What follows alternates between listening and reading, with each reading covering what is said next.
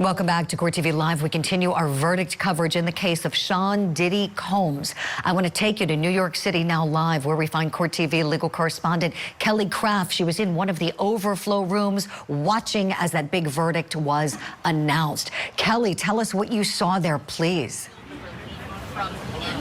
Well, good morning to you, Julie. Quite a scene here in Lower Manhattan, especially inside the federal courthouse. So we heard this morning that a verdict had been reached, which was much sooner than we had expected, because take you back to yesterday when a partial verdict had been reached. This morning, deliberations resumed at 9 a.m. So we all thought that maybe there's going to be a little bit of time before a verdict is reached, because it was on the most serious charges that they had not reached a verdict yet. This is the racketeering conspiracy.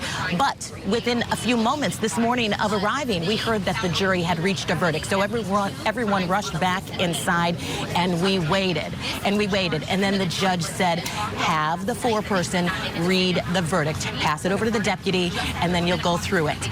And then that's when the not guilty charges started to come. So first off, they read count one. This is racketeering conspiracy, not guilty. There was an eruption of people just cheering and so happy that he was found not guilty of racketeering conspiracy. Then they went to count two. This is sex trafficking, not guilty. Then they went to count three. This is the transportation to engage in prostitution. So he was found guilty of that. Count four, not guilty, sex trafficking. Count five, the transportation to engage in prostitution, Julie, again found guilty. So found guilty of two of those charges. This is transportation to engage in prostitution. Now, when this was taking place, Sean Diddy Combs started putting his hands like this and looking over at the jury and nodding his head to the jury as they were reading off the not guilty and guilty verdicts. And then he turned around and he was looking at his family, and there were tears going down a lot of their faces because they were so pleased that he was found not guilty of the most serious charges, again, racketeering conspiracy and sex trafficking. Then Mark Agnifilo, his defense counsel, asked that Sean Diddy Combs be allowed to walk out of the federal courthouse today. And the judge said, I want to make sure I'm clear as to what you're asking, Mr. Agnifilo.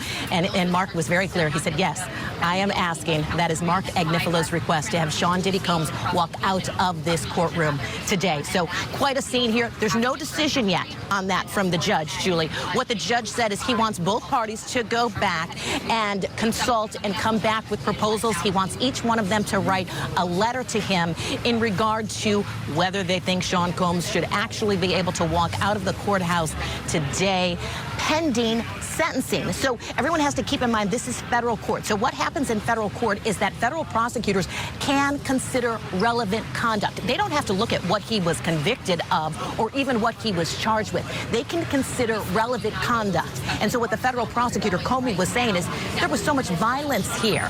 There were acts of violence. There was coercion. There was force. So, Judge, we're going to ask you to consider all of that relevant conduct when we ask for a sentence. And we're going to ask for a substantial time behind bars for Sean Diddy Combs. So he could face that maximum, Julia, he would face the maximum, so 20 years, so 10 years for each count.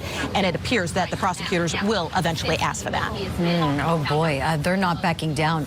Kelly, quickly, before we have to hit a break, please, did you notice any reaction on the faces of those prosecutors when you started hearing those not guilty announcements? They have been pretty much just looking straight forward, Julie, at their computers, even yesterday when the partial verdict came down. So today, same kind of reaction. But when Comey began speaking, saying that she wants to ask for considerable, substantial incarceration for Sean Diddy Combs, she was very, you could tell just in her voice, she's very fiery and kind of just in a way, just doesn't exactly appear too happy with the verdict, of course. Oh, I'm sure, Kelly. And you know this from having been a prosecutor. He can't be treated any more harshly or any less harshly than any other defendant found guilty of these crimes.